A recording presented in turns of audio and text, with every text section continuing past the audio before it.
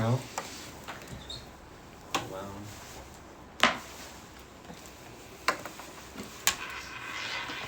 What's everybody thinking about the new year?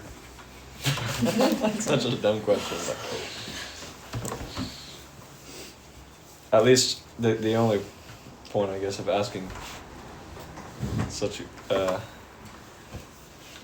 general questions as those is, like a new year obviously is a time to reflect, I guess. I actually tend to prefer to think ahead more in reflection rather than behind, but that I think both are just important as the other. So I'm not even saying that's what we have to do. I'm just maybe it's not really a common thing for younger people to like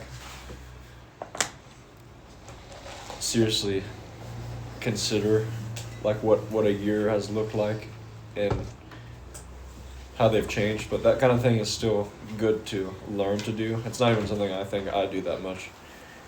But I'm sure all of you have experienced at one point your parents or someone else saying, you know, take time to reflect on where you've come from, say, the beginning of the year we're in now. I know at least on one or two occasions, Emmanuel actually had us write an essay on like what 2020 looked like, or 2021. I don't remember which year it was. But even he considered it an important and helpful thing to do.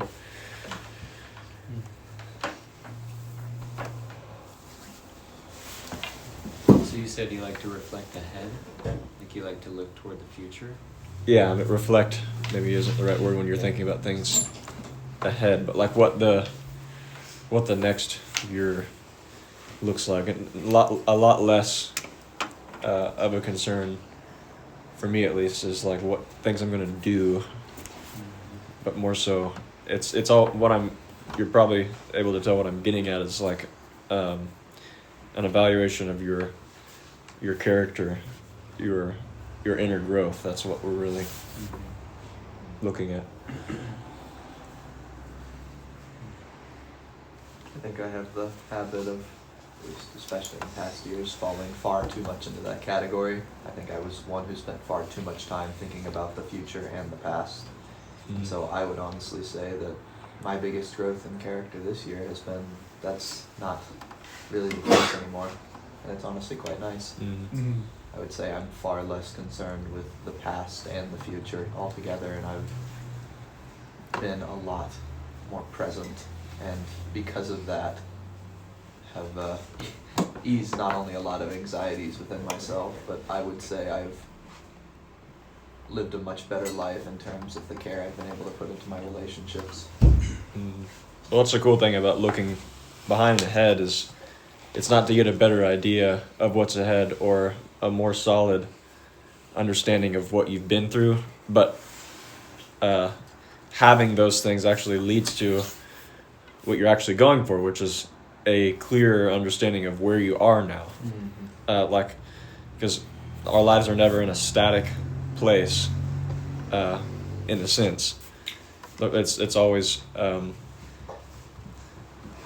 abiding by like a pattern or a momentum that we've found ourselves in. We can actually be ignorant of that, or mostly ignorant of it, when we're unaware of the trend or trajectory of our lives, which we can really only see when we reflect on before and ahead. So there's yet another daily wisdom quote by Oswald Chambers that I have come across enough to be able to remember pretty well, which is where he says, like, do you ever ask yourself, am I becoming nobler, more patient, more willing to serve others, on and on, or do I observe myself becoming less patient, less willing to hear others out, more adamant about having my own way? That's what you're really looking at, is what where are you going as a person? Mm-hmm. And he says to wrap that up, like, it's really helpful to ask yourself those honest questions. So that kind of self-evaluation is a pretty widely encouraged thing.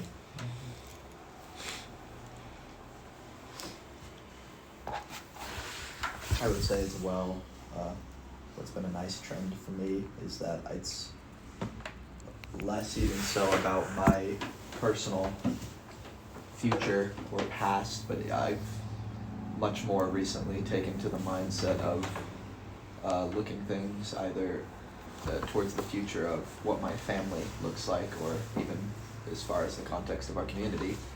And I would say that mindset happened very naturally, I think, with the I can't remember what lesson it was. I think it was when your dad was teaching on emotional intelligence and stuff, but it was, one of them was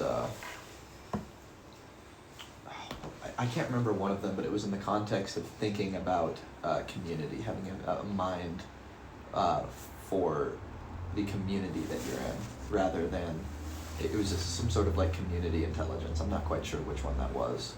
I have to relook at my notes, but I remember at the time when we were doing a self-evaluation of those categories, I didn't even know what that was. I felt very lacking because I had never really thought about things outside of the lens of myself. I mean, obviously I've thought about things other than myself, but you can notice that, like, when all of your thoughts are generated about your past and your future and where you are gonna see yourself and da-da, me, you don't have a mind for such things. And even at that time, when I definitely was trending in the right direction, it was all self. I'd say this year I've actually taken a back seat in my own thoughts more. To say I never think about myself. I would say that's still often the primary focus of my thought. I honestly think that's the case for most people, but I would say a great portion of my pondering for the future and reminiscing has gone towards both our people and my family. And I have been extremely encouraged to see how far my family has come. I've been extremely encouraged to see what that direction might look like for us in the future. And I have been a lot more at a peace of mind because I have been a lot less of a spotlight in my own head.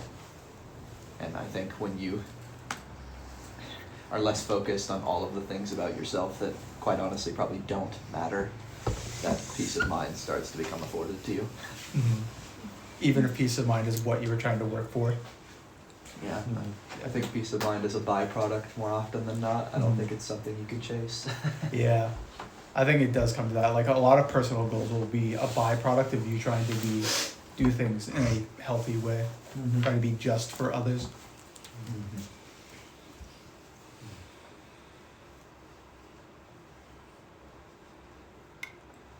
I think the intelligence that you had in mind that my dad brought up in his class was cultural intelligence. Yes, that one. Thank you. And that's a really helpful thing to use, actually, not just in consideration of what would be obvious for that realm of thinking, which is other people, community, stuff like that. But you can use that same, I think it actually is necessary to use that same intelligence to, again, look at yourself. Because if it is, thoughts of self, of one's own personal life, are inevitable and necessary, and if you limit thoughts of self to simply and merely being thought out in the context of your own selfish and base nature. So basically thinking things like, whenever I do think of self, then I'm kind of being selfish. Then that's all it's going to be for you, and there's always going to be like this there's always going to be this really strong, like, dichotomy in you between like a separation between you and your consideration for other people. But I don't think that is necessarily healthy. I think it is still necessary that you learn to view yourself as a part of a greater whole. I mean, that's really easy to say. That's exactly what I'm referring to. Like, yeah, but it's even when that is said, the way it actually ends up being thought out is more so like I'm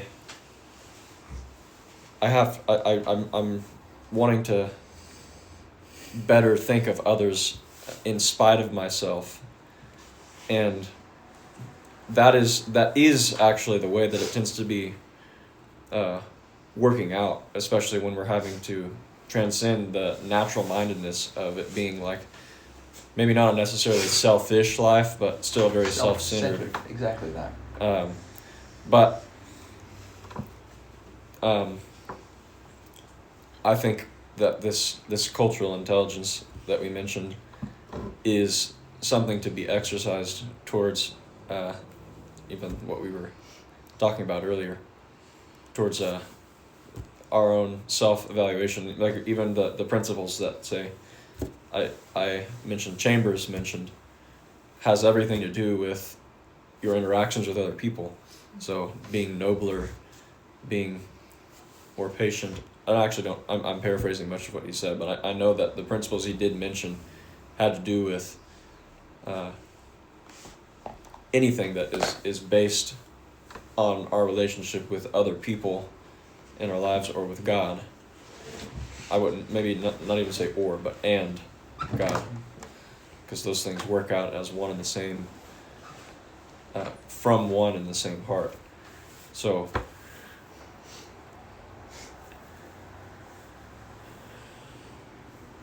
that's a way too that you will move from being just a receiver of teaching regarding community and culture and spiritual life, but then move from there to being someone who really exercises it, someone whose very life demonstrates and teaches it. So you go about it with a greater boldness and confidence, and that confidence is not it's not in the self, but the self itself has a newfound surety and confidence, because it's partaking of like a new life, and so that's also just kind of saying the same thing as you're living a reformed life, a life that's not limited by or bound by that natural mindedness, those lusts of life, and that pride of life, that desire that constant need to preserve itself. So the self and the soul becomes a lot less reactive to life, during which phase it may have been good at receiving, but not necessarily in acting what it has received. It's moved from a reactive place to a much more proactive place because it has a vision now, and that's what that cultural intelligence really gives you and really comes by, is a vision of life that obviously goes the real difference between having a vision of life versus a dream or ambition is vision goes, it has much more to do than with one's own achievements. Vision is like something you're swept into. It's not something you chase after. And that's what ambition and having a dream for something is that's something you pray for and you hope, that you get one day, and you're going to apply all your efforts to it. But the hope you have in a vision is it firstly feels much more like something you have been given rather than something you have found or devised yourself. So it's like been almost bestowed to you, revealed to you is how a vision works. And the searching after it is 100% a matter of faith. So in that way, there's a lot of unknowns about it, but the vision, the hope of that vision is what propels you. And searching it out actually requires letting go of more and more rather than gaining more and more to finally have enough to be able to achieve it.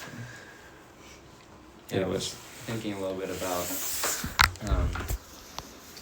just the way or a perspective switch that has been happening, I guess, in my mind. I had this like feeling that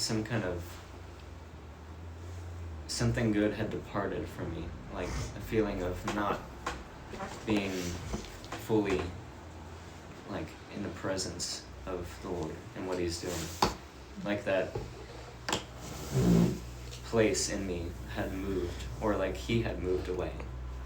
And that's something that I think was very intentional on His part, because He wanted me to seek Him even deeper and to point my eyes toward Him, to refocus myself, to take that initiative myself. And so I went to, a few different people, and it continued to come up that He was calling me higher, to a different level of engagement with Him. And this, you just get so many different ideas and thoughts of what that could look like when something like that is told to you, like you need to go to this place. And there's almost like a pressure, and you feel like you need to do and make certain decisions to get there. At least that's where I went right away. It was, I need to let go of a bunch of stuff. I need to do all this. And so I would, continually be asking the Lord, like, what things do I need to let go? Where do I need to let go? No answer many times. And so, I'm still going through this process for sure, but I think I'm finding some solid ground because I was able to talk to some other people as well as some of the elders in our community. And their encouragement was not to look for any specific things to let go, but to start seeing my life as something that God is ordaining. To see each thing, each place, each step that I take as being ordained by God. And, that doesn't mean that my perception of everything that happens in life is going to be in line with the Lord, There's still going to be a lot of needing to realign and to recenter myself back to Him, because there's still a lot of things in my head, and I think that can be a very real source of pride too, to think, oh, my life is ordained by God. It's this grand thing. But I think it's very simple in the way that I see anything less than being ordained by God. Like if I'm thinking of myself or what I'm doing is less than that's not His heart for me, that I can come to know His heart if my heart is postured in that way of where I am, I'm ordained by God. And if I'm in the wrong, if I'm in the wrong place, if I'm saying the wrong things, at least my heart is in the right place. And He can teach me because I'm in that right place, Mm-hmm. And so I've just been thinking about, it definitely can seem kind of self-centered, but evaluating where I am and who I think I am, and what I think about what I do, how important is that? But just that tiny shift of, it's not worth it to, go think that I'm not enough or that I need to do all these things to be a son or to be ordained in my path. But learning to start seeing my life that way, and it starts to change the mind, and the context of what you do, because you start to see those little things as something good, great even. Like, each thing becomes something new because you are seeing everything newly. Mm-hmm. I had an interesting thought last night regarding like seeing God's work in what you are witnessing both within and outside of you. So by within and outside, I mean, the thoughts that you have running through your own mind, the emotions you're experiencing, that's the within, and then outside obviously is the circumstances of life, which either are causing the thoughts and emotions in you or are coming as a result of them. Anyways, if you think of looking for God's, what's the right way to put it? His work or his presence in whatever you are witnessing. I mean, to use the word witness is kind of implying that you do see it, so that you're acknowledging it. So in order to properly witness life, is I guess what I'm saying, we think that it's like seeing the light in what is otherwise like kind of a dark mass of misunderstanding or unknowing. So that light is the real, true, and living understanding of what God is actually doing in a season of life. And again, this has to do with things inside of us or things that we're observing outside of us and other people, circumstances, and stuff. So, the first thing that comes to mind is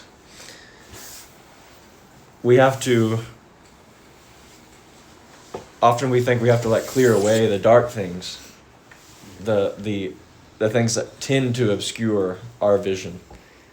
So usually that has, for an individual, it has to do with the thoughts that continue to swarm their mind or the emotions that they can continue to struggle against. Then we think we'll be able to see the light. We'll be able to see God's work. We're able to have a true understanding of what's going on. We'll receive some revelation of our circumstances. But what if our inner eye, our spiritual eye, was to, like you can even imagine the pupil of it like widening. And we know what that means. It means it's able to perceive and detect more light. So it is one matter to be trying to clear away the dark things, the things that tend to obscure the light. But it's another thing to adjust our vision to everything that is before us, even the thoughts and feelings and emotions. And I think once the inner eye widens a little bit, then sometimes we even see God's light in the very things that we're trying to move out of the way to find the light. Does that make sense? Yeah. So the work and the presence of God, that light, when our eyes widen a little bit, is present even in the thoughts and the feelings and emotions. Now, if we're doing this earnestly and in purity and in discernment, then we're not going to mistake thoughts that are of the self with God's voice, obviously. And that is, much of that discernment actually comes from having a sober heart about it and keeping a clean conscience about it. And as a result of that, always bringing things that we're uncertain about to others that have that voice of discernment in our lives. But what tends to happen when this is practiced is like the things that always seem to bug you, the things that always seem to be like they're in the way of knowing what God is doing, are sometimes what God is actually in. Yeah. And like we're trying to like get behind them or get them out of the way when God's actually, the light is actually in them. Our eyes haven't been able to adjust it to be able to perceive that. Good. I noticed that the different focus that all the people that counseled it wasn't obviously on the things that needed to be let go, even though that's very much a real thing. And I know he even, has been speaking to me about that, right? But their focus was on widening the vision, and those things will be seen as your vision widens, Mm-hmm. You're not looking for those things, but you're expanding your horizon, I guess you could say. And yeah. Yep.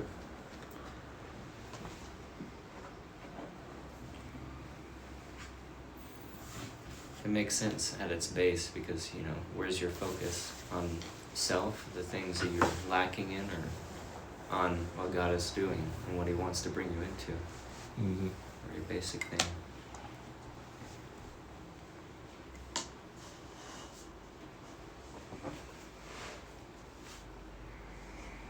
Even Jesus himself says that he puts it in other words, and you probably will know the scripture I have in mind when I say this, but he says anyone who's searching for that light will find it. It's not a matter of I might find it, I might not. This is kind of a risk.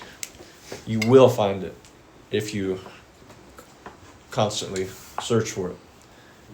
And the scripture has, I don't remember the order they says, but ask and you will receive. Search and you will find. Knock and the door will be open to you. It's pretty clear about the probability of finding that light of truth.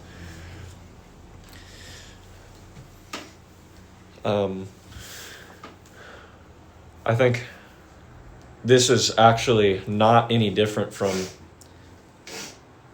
the encouragement and the sagely advice of many of the ancients. It doesn't matter who you're talking about. Pretty much everyone in some form or in some language has said that what you set your mind to will shape and determine the quality of your life. Does that mean that what you think about controls your circumstances? No, that's a matter of, like we've been talking about in class, that's a matter of destiny. You can't actually control that stuff. That's not what it's suggesting at all. But the way that your mind has been trained to interact with the randomness of life and the attitude of the heart that creates in you, that is what determines the quality of your life, and that's regardless of what circumstances you face. And this sounds like really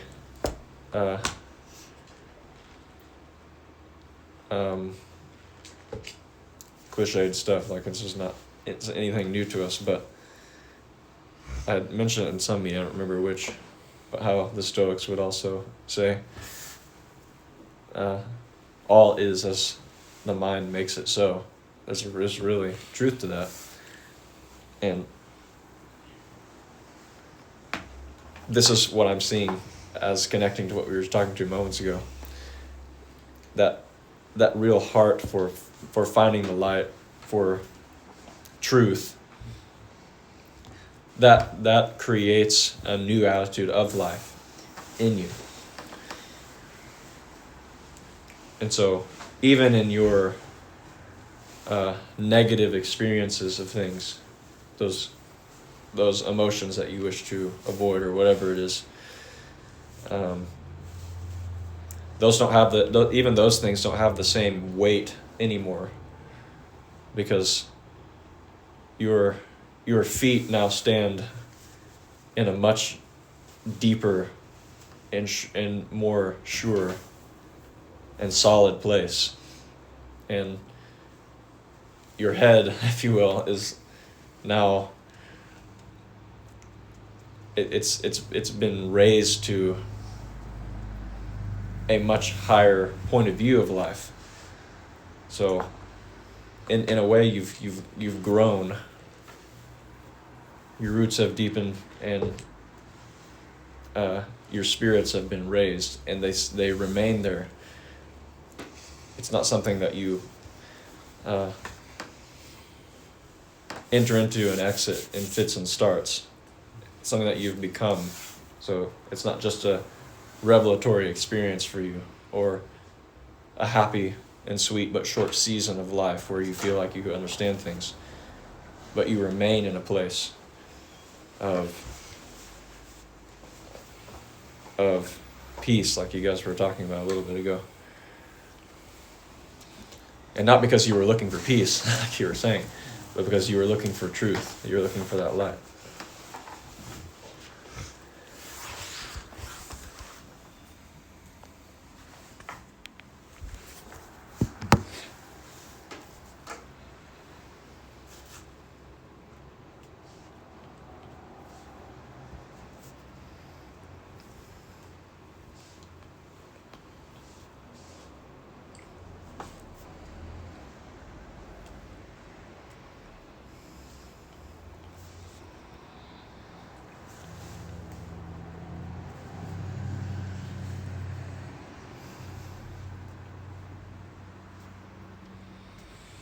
Perhaps I talked too much. Did I lead us off subject? I don't necessarily think that you did. It's actually been something I've been thinking about, and I don't know, let's see where this goes. I'm not sure if it's... I think that very often we are given the warning about going about our lives too casually, and I agree with that. I do. I think that is a very real risk, especially with more familiar relationships. But I would say, as of late, I have seen really great developments in that. Most of the time, a lot of the people I talk to, whether it be Naomi, Emma, Benji, I mean, our hearts are pretty much in the same direction, and our conversation almost immediately points towards higher things. Like that's just the default. And so I would say for our current season, a lot of the combinations of us, I wouldn't say casualty is my biggest concern. I would say I think that there is a risk that we are too, I'm going to use the term religious, but what I mean by that is a little too caught up in going through the motions. I have had several conversations this week, or I guess over the past 2 weeks, of kind of asking people how they felt about this time, because I think that there is a meeting mode that certain people can get into where this feels like a meeting this time. And I actually do think that our meetings can be beneficial, and not even can be. I think they are beneficial, and I think that they do serve a purpose in our life. But I think that this time feeling like a meeting is blocking off a lot of people. And I kind of was trying to have discussions. I don't have necessarily a solution, but I think that it is far too easy to get into the habit of I'm just going to listen, and I'm just going to learn, and I'm just going to inhale, to use that example again. And I won't even necessarily say it's any individual's fault, because I think for whatever reason, an atmosphere we have created here feels like it should be a teaching time, where we're all just receiving. And I don't think any particular person is doing that or creating that. I think that that is because of the familiarity that we have even with this room. I mean, this room, this whole place, this table, it's a teaching time table. And I have noticed that my heart is, and I don't know what similar thoughts would be, but my heart is that this is a really great time for us to connect with one another in conversation, a sharing, if you will. If anything, this time should be the exhale, not the inhale, right? This time, all those teaching times, those are all the inhaling. We get so much stuff, and then that churns with us throughout the week. We carry that, we live that out. This time should not be another inhale. This time should almost be exclusively an exhale. And again, not everybody can talk over the top of each other, but I really do think that that is what this time has the potential and should be. And I think that the way we are going about it is and when I say too religious, what I mean is I think it's become a little too routine. I think we are very used to every other Wednesday, we show up here, we sit around this table, it'll either be myself, Noah, Benji, someone will have something to share. Everybody will listen, will take notes, will be attentive listeners, and all these things. And I just think it's not right. And I don't mean to say it's wrong.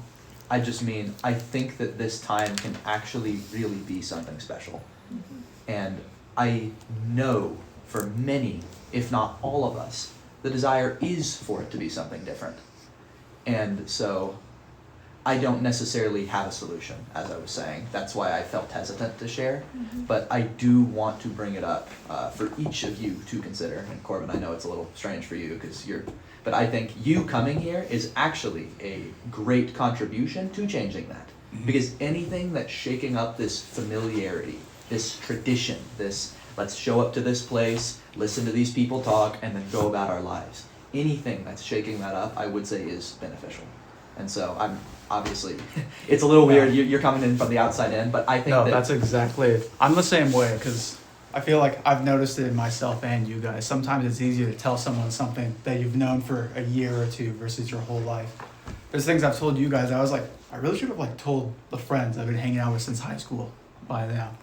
But I was like, it's not that I feel bad, it's just the routine. And it is hard to break routine. Because this is the highlight of my every 2 weeks. I rummage on this for a while. But that's because it's not routine. At the same time, I'm going to do my best to keep it special. I was going to say, I think it's you are in a very, it reminds me of myself when I was coming into these things. A lot of when I first joined was all about familiarity and stuff, and I'm like, oh, lucky me. I actually have the opportunity to be a help here because I don't know any of this. This is all very new to me. Yep. And so I think that is very much an experience for you that is beneficial. The fact that this gets to be this new thing for you. And I was personally very encouraged by your engagement just the past couple times we've had. I'm very glad it wasn't. No, I disagree entirely. And I think that's exactly the thing that whatever doubts might be creating that, I'm talking too much or I don't feel like I can contribute to this conversation or da-da-da-da-da-da-da. I feel like we can always make excuses. But I think that having thinking about this time differently is the key. And so I'm very encouraged because I really do think the way that this time was told to you, I think is how all of us want it to be. And so I've seen you engage in this time, I would say in a very honoring way to, I think, what we are trying to create here. That's good. So I've been encouraged by you, and I think my encouragement isn't even an admonishment against people who don't share. This is for all of us to consider, even those of us who feel like they might talk too much, myself included. Gotcha. I think that I would really like each of us to take home this time in our heads, not just as we show up here and then we're done. I really want, and I say I think that this is something that we all really do want, but that if we keep going about it in this cyclical, religious way, we're just going to keep doing the same thing every week. And so I would encourage everybody to truly consider, how am I thinking about this time in the days before it, the morning of, even when I show up here. What is this time like in my mind? And I do not have a solution, so I would love to hear if anybody has any thoughts, but I do want to open the door for that conversation because I think it's an elephant in the room that we all kind of see, but nobody wants to point out. I guess I'm more afraid of people not saying anything after I say something. Like, I want it to be more conversation, not just somebody telling something, you know? But I don't know how to get over that fear of just thinking that I don't have anything important to say or that nobody's gonna relate to what I'm gonna share. I don't really know how to get over that. I would say that even something I had shared with others is I think that by a byproduct, I think, of some of us being a little more verbose than others, I think we're under the false impression that whatever we share has to be this well-articulated, beautifully worded piece of prose that everybody just like claps and has so much to say afterwards about. And I don't think that's it. I would say that's performative. it's well, sometimes it's not, right? Sometimes I'm saying it'll end up feeling exactly. Yeah. Sometimes you really do have a beautiful thing to share, and that's great. And sometimes you have a very simple thing to share that not a lot of people really get at first, but that actually does far more for someone than this beautifully thought out piece. And so I think we need to be a lot less concerned about the form in which we share, the words we use, and all of that, and the heart. Right? What is your heart in coming to this time? What is your heart in sharing? And so I am encouraged by your heart in even saying that, because I don't disagree. That is a very real. I was talking to Naomi, and I almost referred to it as this like pressure that we all feel, like this suffocating. We make like, it up in exactly. our minds. It is not real, and that's why I'm kind of. I know this is a weird conversation to have, but I'm trying to open this door because I really think that we can alleviate this pressure for each of us if this is something that we can all recognize. Right. Quit pretending that it's not there. Acknowledge it as being there.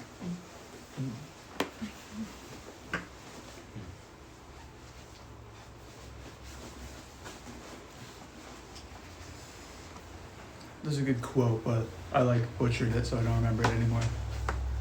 That's it. I have a reductionist point of view where I'll remember like this big paragraph of something. Next time I remember it, it'll be 2 sentences, and then it's just a phrase.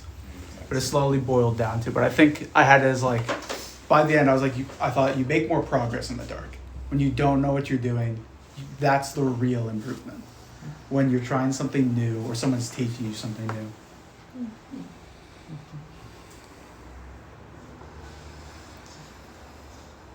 I think I wrote a poem similar to that once where I was walking in the dark to bring something to my grandma, and I'm just thinking like how we always have this mindset that like a lot of people are afraid of the dark, but we're afraid of it because it's something we can't see, something like we can't physically know what's going to happen.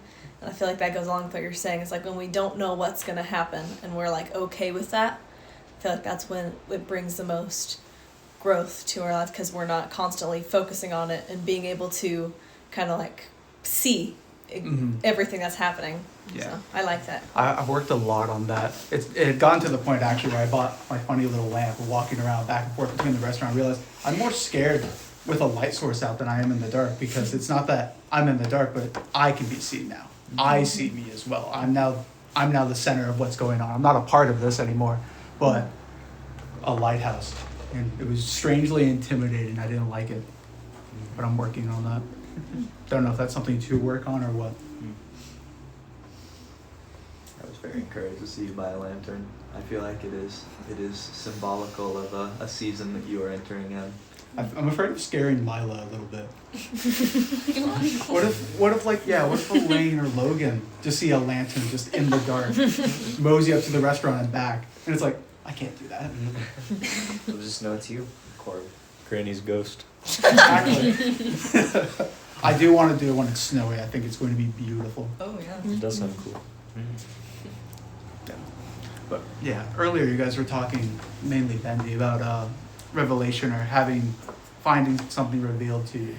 And I have a point, but not from the same roots, in that if you have a good idea of what you want, or you have a dream or something, and you have a moment where it gets destroyed, if you drop it and it shatters, I've always found you will know exactly, intimately, what is important to you afterwards. Like, my example is too mundane. I was cooking burritos at my house, and I was like just working through the thought process, like everything's going well, everything's going right, I'm where I need to be, and if it all keeps going, I'll have a house and all this food and no one to give it to. And then I like snapped. Heart was going like a mile a minute because I realized if I keep being comfortable and doing what I'm good at, I'm not going to have people, I'm going to have everything else. And I didn't realize, but that was violently important to me. I was like, my heart going a mile a minute as I was making burritos. But like, losing my mind. Because I think not even the cat was in the house. Carter was gone. And that was one of the few times I was truly alone, and I got to realize that, how important others were to me. And how I needed to like break that. It became like, I realized none of this matters to me at the end of the day. I could burn this all down tomorrow. What's important is the people in it. That's the only part of it that matters. Mm-hmm. And the burritos kind of suck.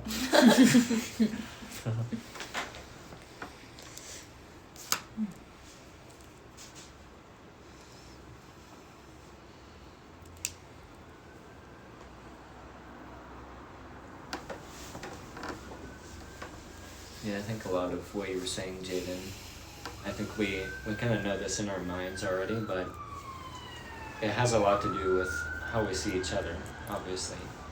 Like the times, this place is very familiar as well, but it always has to do with our perspectives of one another. And I think sometimes we hold things, against one another that really do hinder us from feeling like we can speak with a certain person around or something like that. I could see that contributing, certainly. I think we need to continue to be made right with one another in every way. Like we need to search our hearts of, what could be hindering us, especially with our relationship with one another, and start to see, not let go of those things, not be like, okay, yeah, that's it, I forgive, I'm done, but more start to see the bigger picture of why that's important, because it's obviously beyond a relationship between two individuals or three or whatever, but it's because we want to move past this familiarity, and because the Lord is able to work through only a pure and clean place without things that are held in our hearts against one another, when we're right with one another. Not saying that we have to be, like I was saying, completely, I don't know, but we have a peace toward one another that's not, fluctuated by our emotions or even our personal attachments to one another. There's a different way to engage in that way, right? We're at the base of it, above everything else, even like our personal experiences with one another, we know that each one of us is a son, right? And that we need to see that more importantly than anything else. Everything else falls below that point where, we need to have that perspective, I think, better. Learn to be right within ourselves toward those people. It starts from within yourself, not necessarily the other person.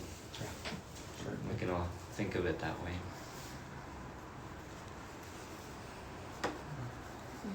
The concern is definitely a valid one. It is not one that should be directed towards this time. Like, the concern is the way that we fellowship together. That's the real concern.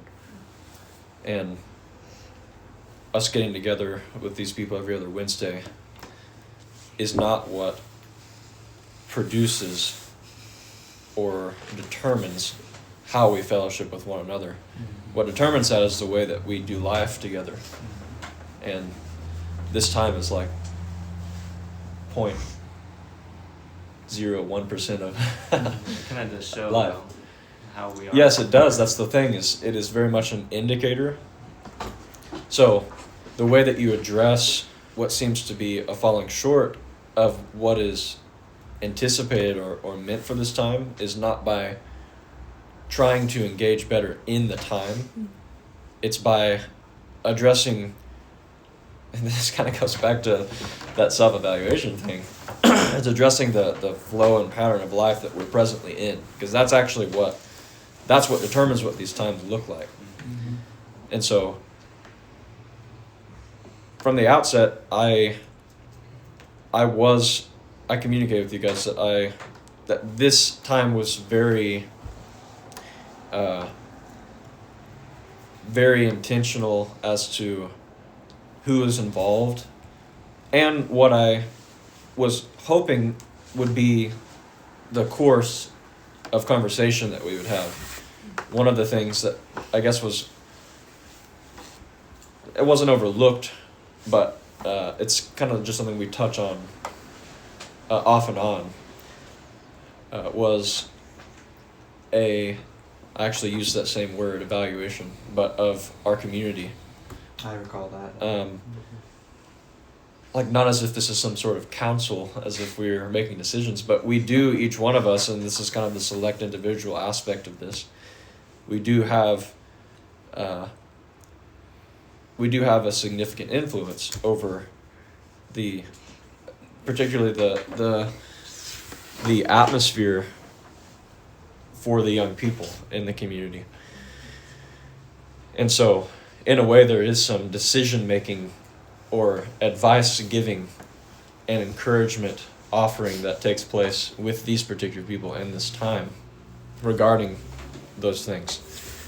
But the way that each one of us engages in this time, the attitude in which we do it, and the mode that we set in it does depend on where you're coming from.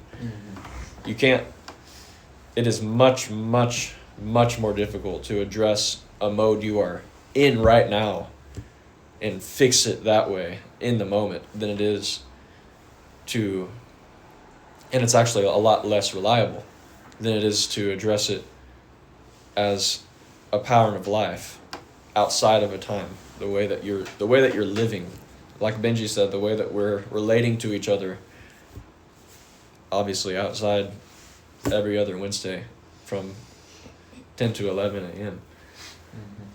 And so that actually, if you think about it, if you do some recollection of our subject matters during this time, it has very much been one of kind of approaching how we live and perceive life from just many different angles, depending on what inspired the conversation or who inspired it. But I very much, along with what Jaden's saying, see that as like a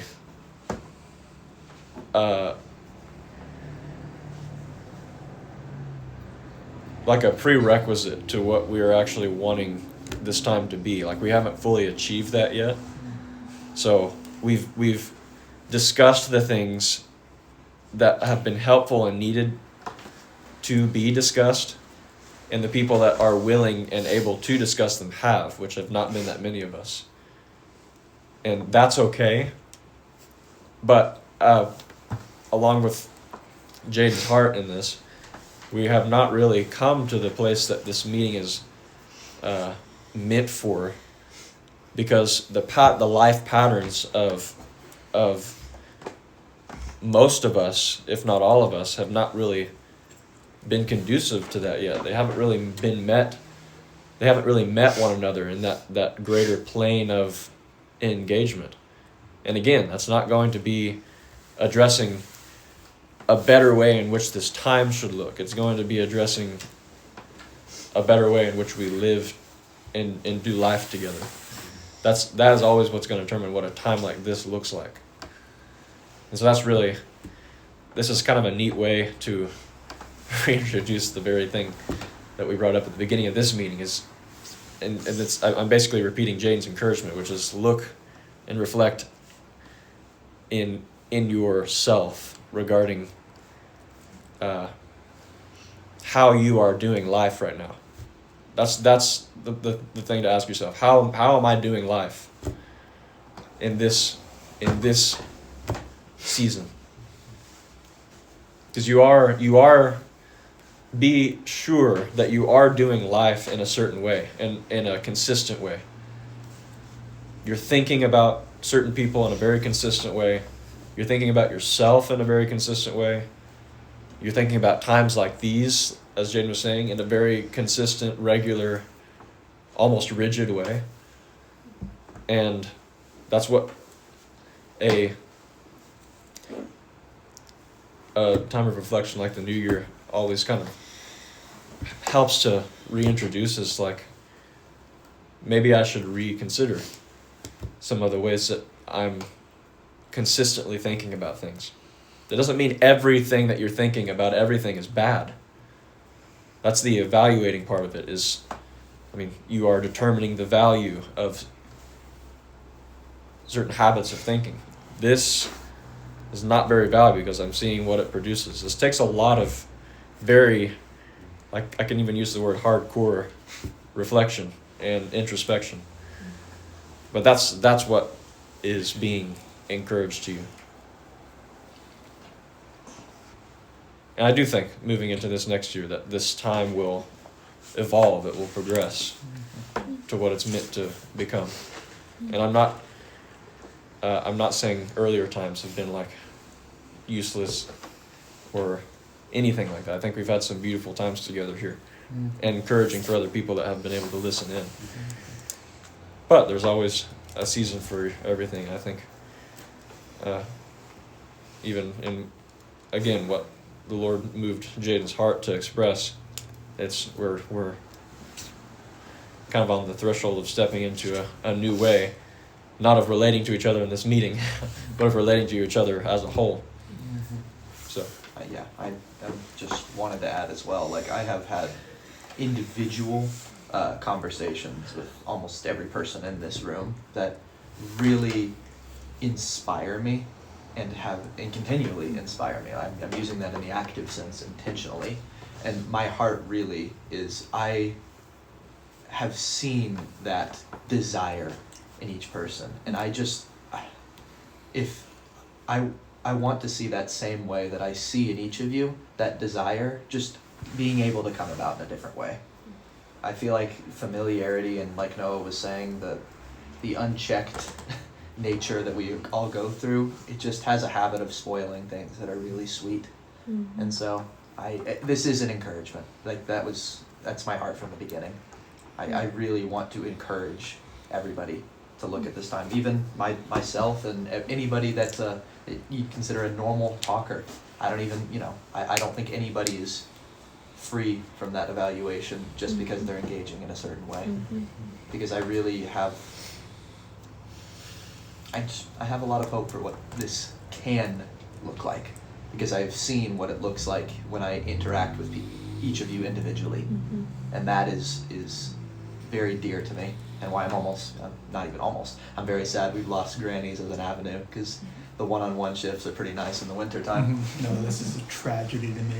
Yeah. So that is a lot of it won't be too long. We'll be back up. Yeah, fair enough. A month or two. But I do think that being able to have such conversations that I've had with a lot of you in those kitchen environments, I think that being able to almost think of this time as a similar opportunity, just with a couple more people and a bit of a change of venue.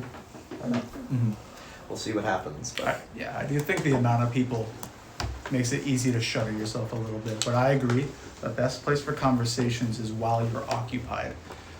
working or hiking or walking, doing anything, and you're able to much more clearly speak. I also, I'd mentioned, and I don't know if it would be something we'd be interested in, but I did actually consider maybe a walk or something as a change of pace, as opposed to our normal venue here. Yeah, the familiarity of this location. Exactly, and even not if it as, was just sitting over there. yeah, not even as a permanent thing, but just I would be curious to hear what you guys think about that, of maybe trying to change up something, just maybe we go on a walk or something to that effect.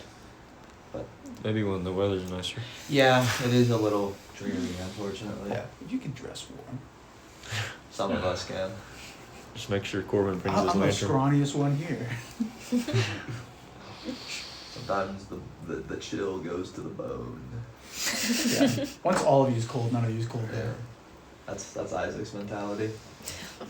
He actually rolled down every window in his truck on the drive home. That was our mom last night. She opened up Isaac. every window and door to let fresh air in. Last It's good for night. your house. Isaac said he was resetting my immune system. See, Isaac knows.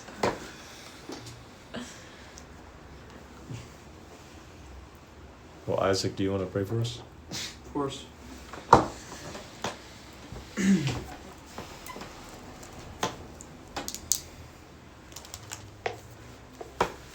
Well, Lord, I thank you for the relationships that you have given us. Lord, and it is continually pressed how important those are, Lord. So let us walk in them with caution and with discernment and with a continued reflection, Lord, of how we are honoring you in the way that we love each other.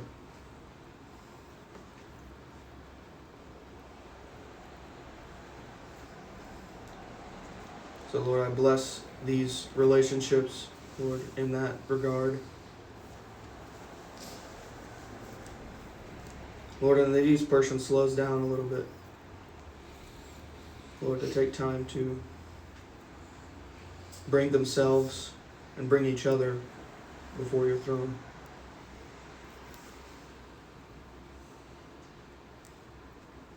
That is what is important.